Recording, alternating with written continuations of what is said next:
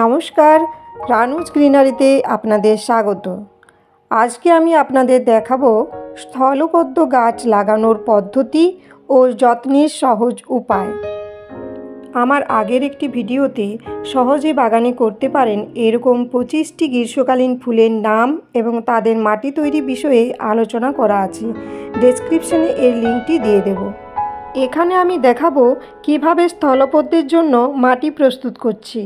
প্রথমে 50% garden soil, 30% kitchen compost এবং 20% বালিকে ভালোভাবে মিশিয়ে নিচ্ছি।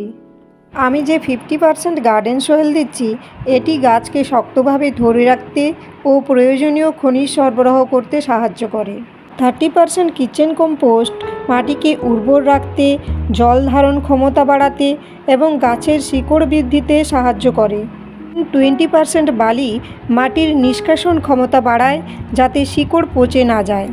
অতএব বুঝতেই পারছেন এই মাটির মিশ্রণটি গাছের জন্য খুবই গুরুত্বপূর্ণ, কারণ এটি যথেষ্ট পুষ্টি সরবরাহ করে এবং জল নিষ্কাশনের সুবিধা দেয়।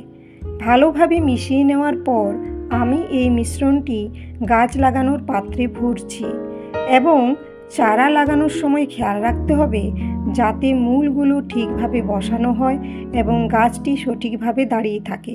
শেষে ভালোভাবে জল দিয়ে দেব। সাথে থাকার জন্য ধন্যবাদ।